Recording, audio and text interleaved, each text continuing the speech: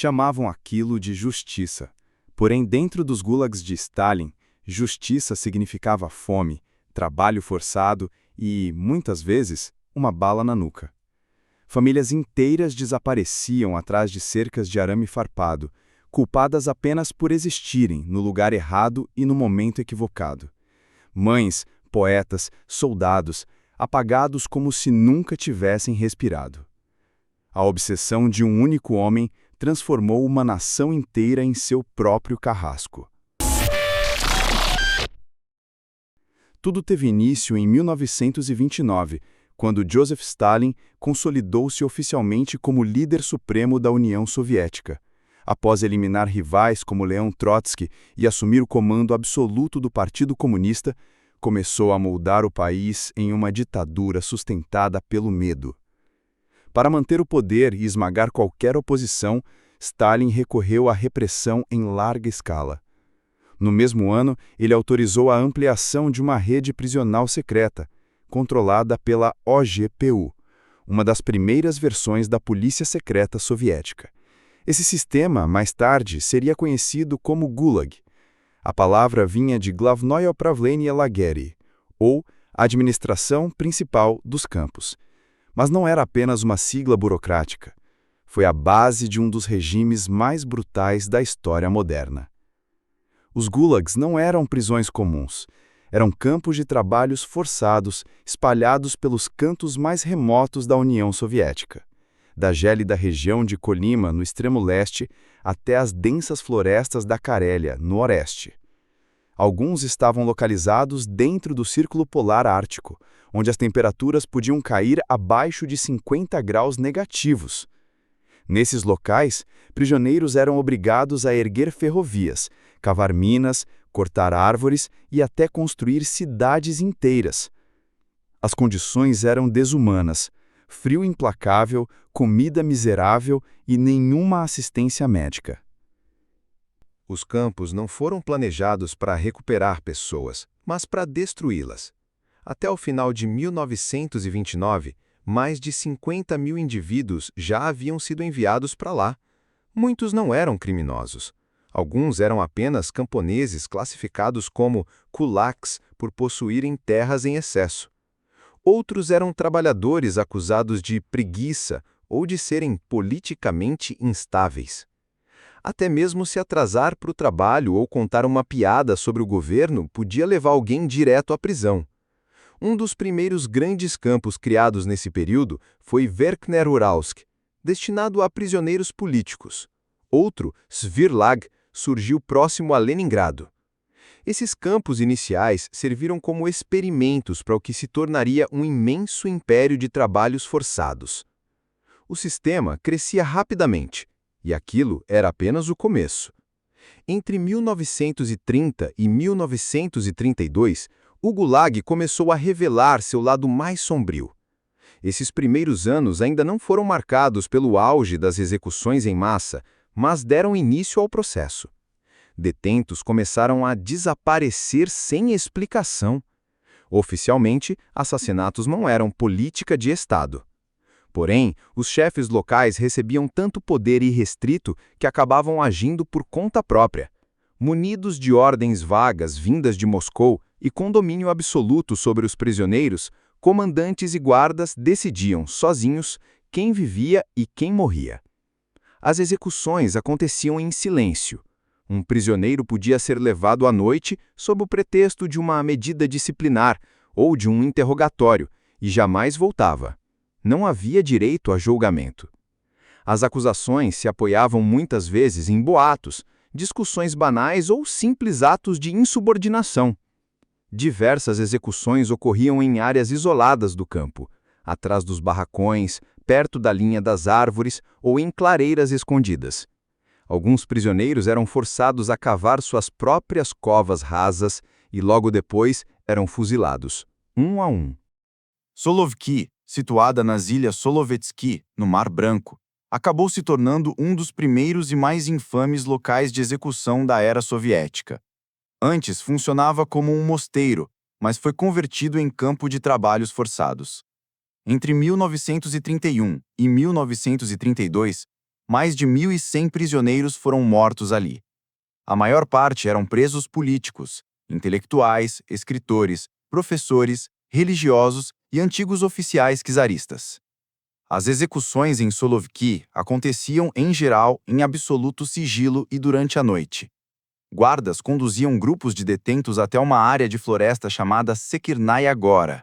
Ali, eram fuzilados e enterrados em covas coletivas. Outros eram simplesmente jogados no mar gelado ou em lagos próximos, o que impossibilitava qualquer resgate. Uma das primeiras grandes chacinas aconteceu em outubro de 1931, quando 509 prisioneiros foram eliminados em apenas uma semana. O episódio jamais foi noticiado ou registrado oficialmente na época, sendo reconstituído apenas décadas depois por meio de arquivos e depoimentos de sobreviventes. Situações semelhantes ocorreram em outros campos do Gulag. Em Svirlag, mais de 400 pessoas foram executadas no início de 1932. Muitas delas eram acusadas de preparar rebeliões, mas, na prática, a maioria apenas reclamara da comida ou das condições de trabalho. Nenhum guarda foi punido. Pelo contrário, alguns chegaram a ser promovidos pela eficiência em eliminar os chamados inimigos. Esse padrão de extermínio não oficial rapidamente se tornou rotina. Corpos eram enterrados em solo congelado, com covas rasas cavadas às pressas. Décadas mais tarde, algumas dessas sepulturas foram abertas, revelando ossadas ainda presas por algemas enferrujadas. Essas primeiras execuções foram um prenúncio do que estava por vir. Em 1937, Stalin iniciou uma das campanhas mais sangrentas da história soviética, o Grande Terror. Também conhecido como o Grande Expurgo, tratava-se de um esforço massivo para eliminar qualquer pessoa que pudesse representar risco ao seu poder, mesmo sem culpa alguma. Entre agosto de 1937 e novembro de 1938, a polícia política e os serviços de inteligência soviéticos prenderam mais de 1.500.000 pessoas. Não eram apenas militares ou militantes, havia professores, camponeses, engenheiros, artistas e até membros do próprio Partido Comunista. Dos detidos, cerca de 681 foram executados por fuzilamento, a maioria sem qualquer julgamento real. Outros tantos foram enviados diretamente aos gulags, onde as condições já eram brutais, e a partir dali, as execuções em massa se tornaram rotina. Em Kolyma, os tiros diários passaram a fazer parte da vida no campo. A região, em especial Sevostlag, o campo correcional do Nordeste, ficou conhecida como a Terra da Morte Branca. Apenas em 1938, mais de 9.000 prisioneiros morreram de fome, frio ou execuções.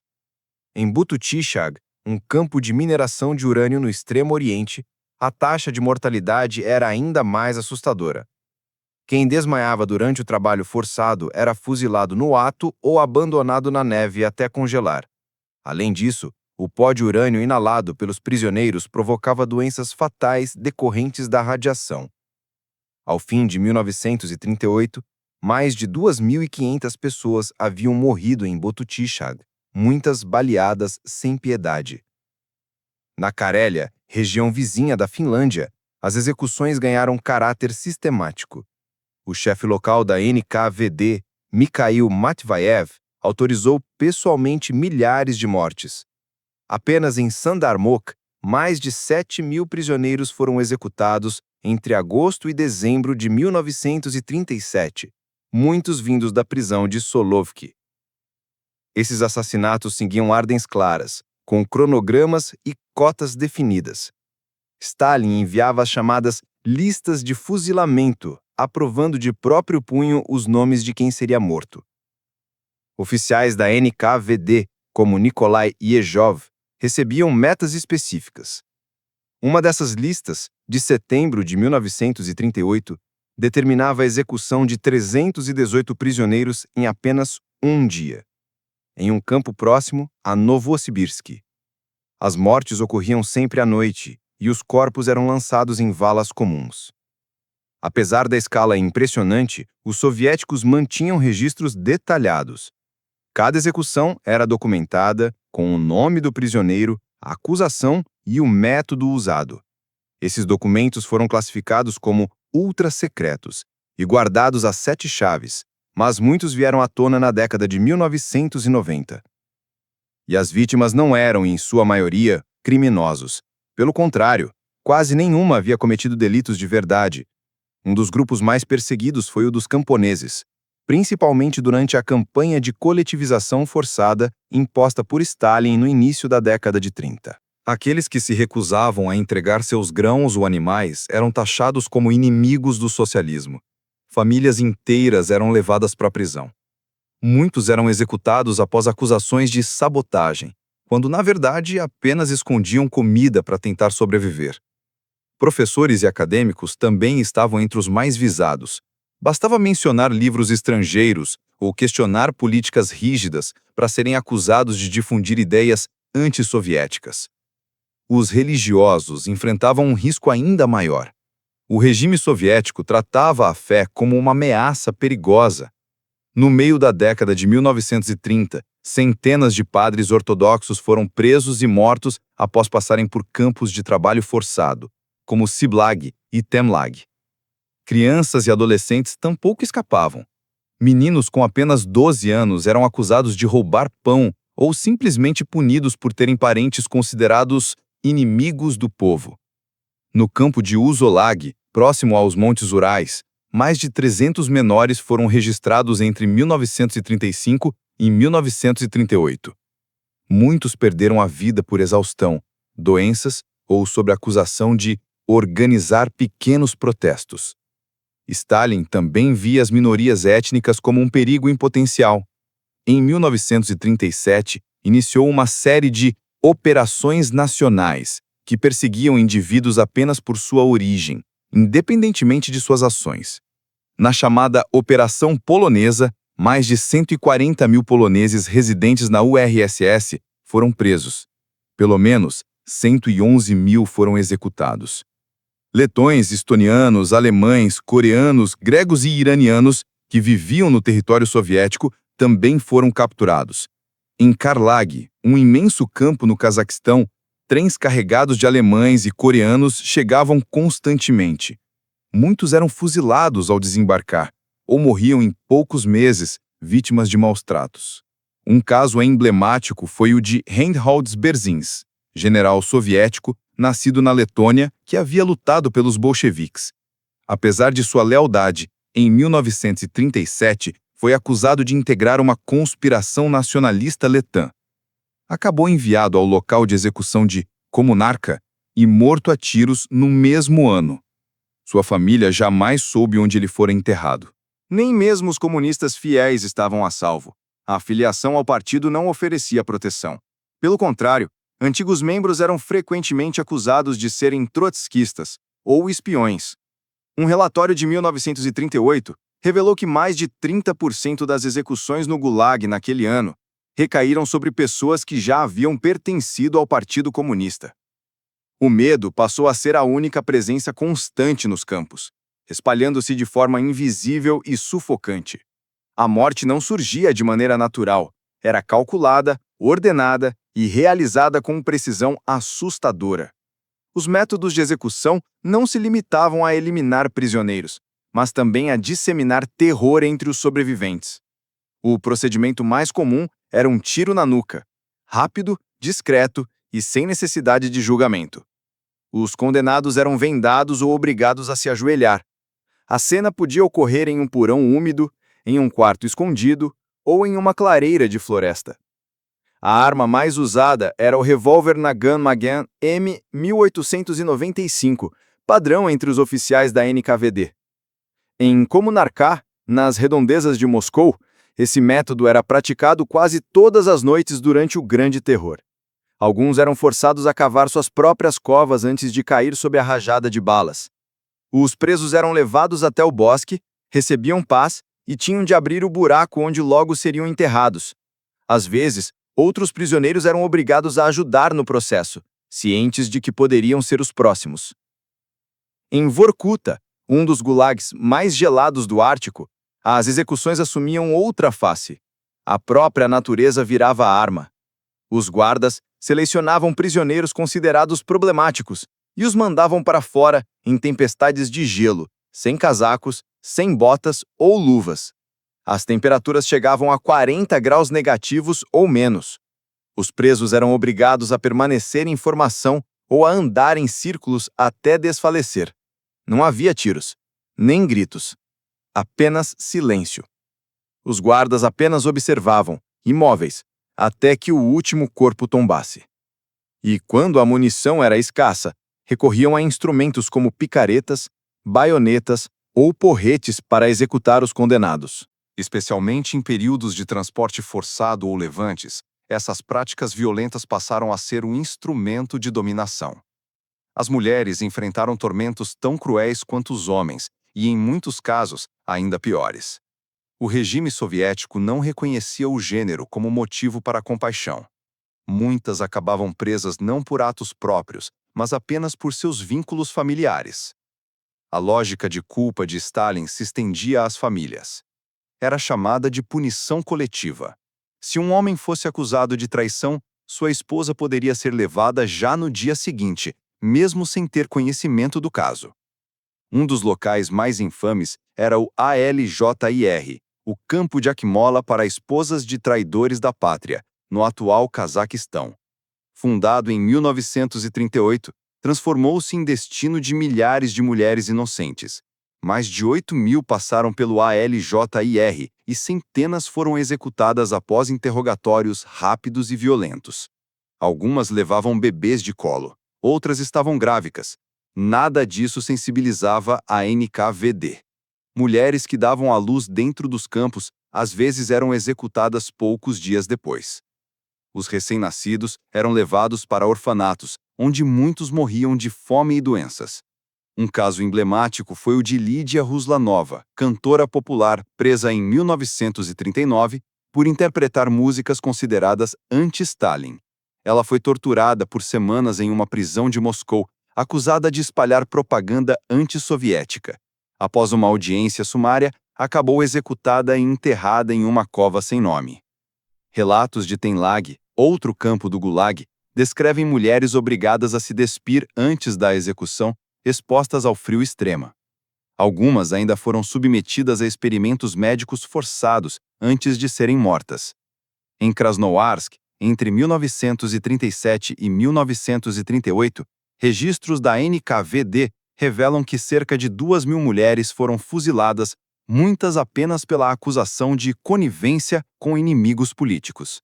Outras eram acusadas de espionagem simplesmente por falarem idiomas estrangeiros ou terem trabalhado fora do país. Dentro dos gulags, mulheres sofriam frequentemente abusos sexuais de guardas e interrogadores. Reclamações eram ignoradas. Se reagissem ou se recusassem, podiam ser incluídas em listas de execução. Ser mulher não era sinônimo de proteção.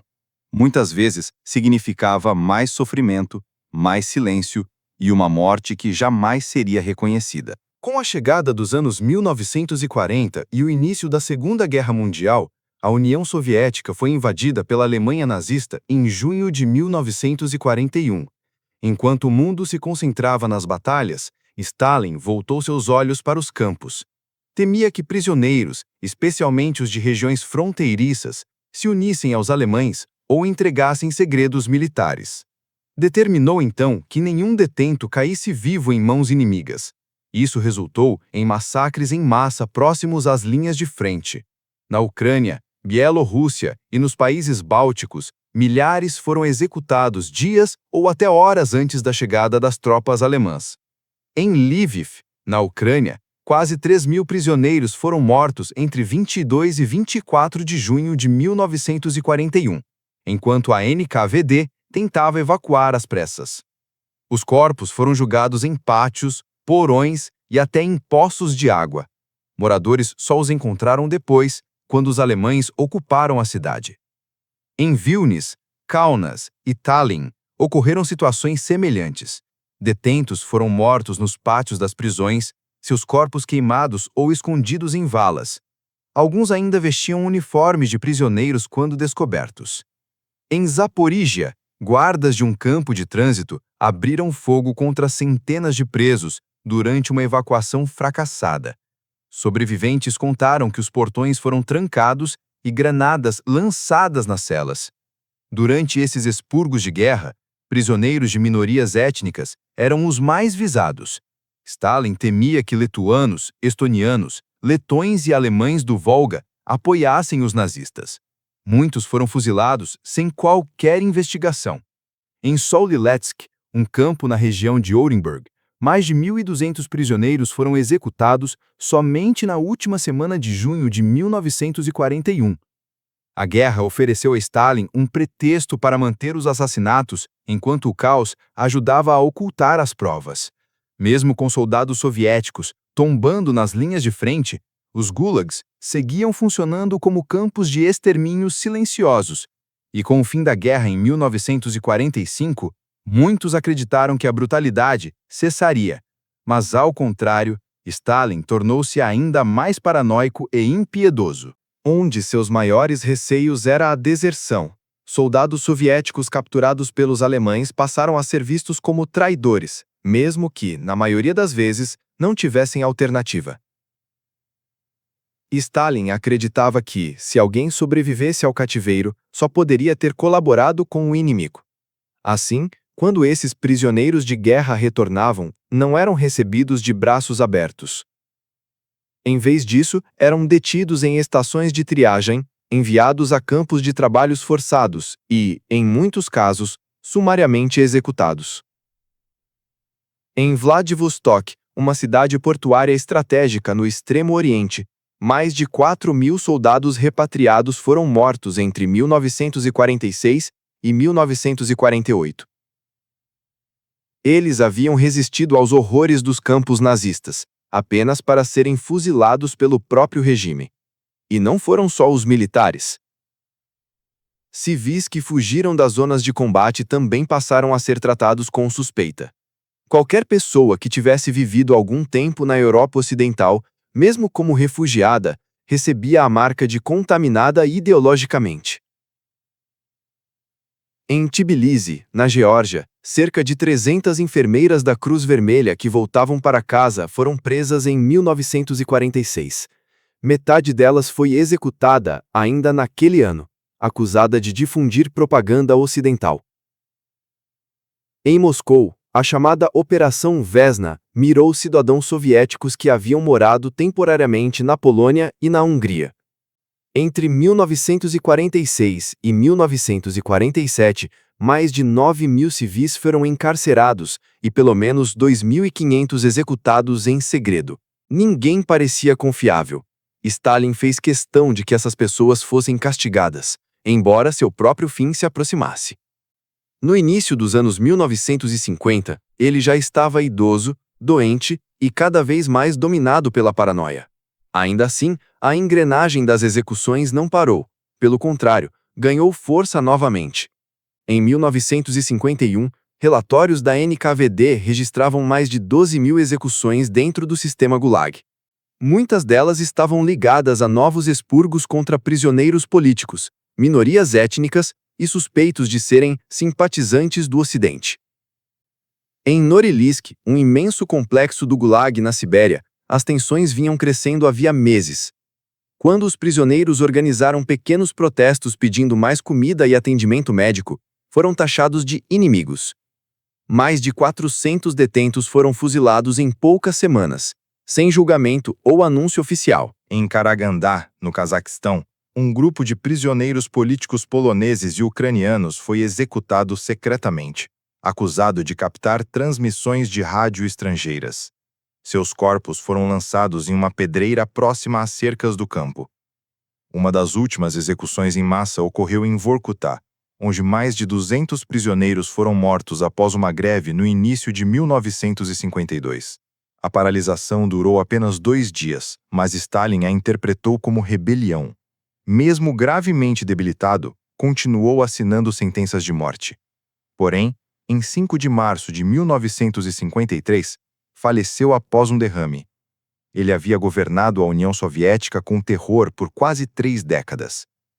Sua morte abalou o país inteiro, mas nos gulags, a reação foi outra. Ali, os prisioneiros, muitos já marcados por décadas de silêncio e medo, sentiram um fio de esperança. Em poucos dias, as execuções cessaram. O poder passou rapidamente para Nikita Khrushchev e outros altos dirigentes. Esses homens sabiam que o sistema erguido por Stalin tinha ultrapassado todos os limites. Em segredo, iniciaram seu desmonte. Uma das primeiras medidas de Khrushchev foi reduzir a influência da NKVD, que então se transformou na KGB. Também ordenou a revisão de inúmeros processos políticos. Em 1954, começaram as libertações em massa. Mais de 100 mil prisioneiros foram soltos em apenas um ano. Em 1956, Khrushchev fez um pronunciamento, o famoso discurso secreto, admitindo que Stalin havia ordenado incontáveis execuções ilegais.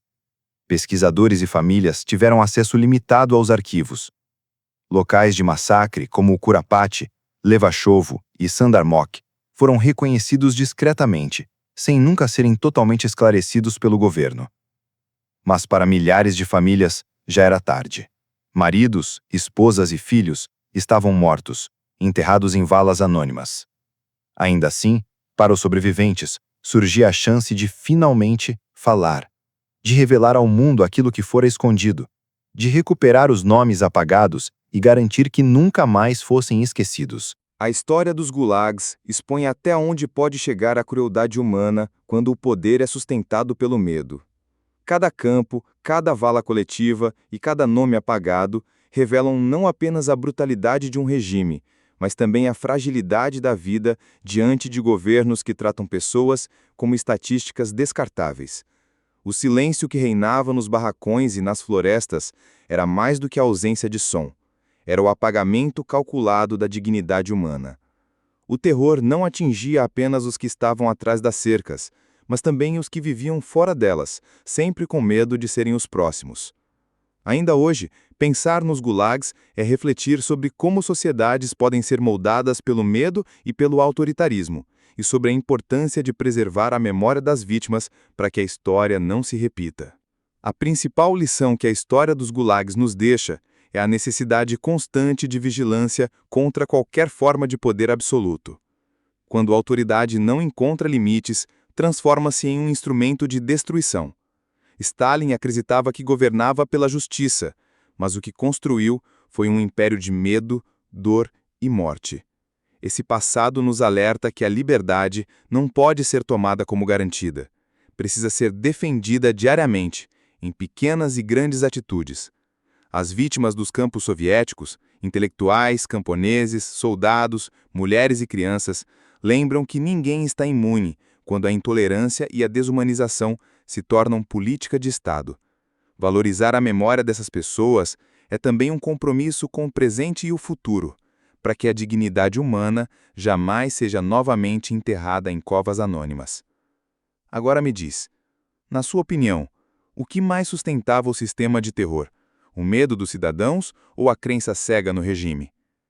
E se você pudesse dar voz a uma das vítimas dos gulags, o que perguntaria a ela? Me diga nos comentários o que você teria feito. E não esquece, deixa também um comentário com uma classificação de 1 a 10 para mostrar o quanto você gostou. Gostou dessa história e quer conhecer outras narrativas que revelam segredos sombrios da história? Então curta o vídeo, se inscreva no canal e acompanhe os próximos capítulos dessa jornada pela memória que não pode ser esquecida.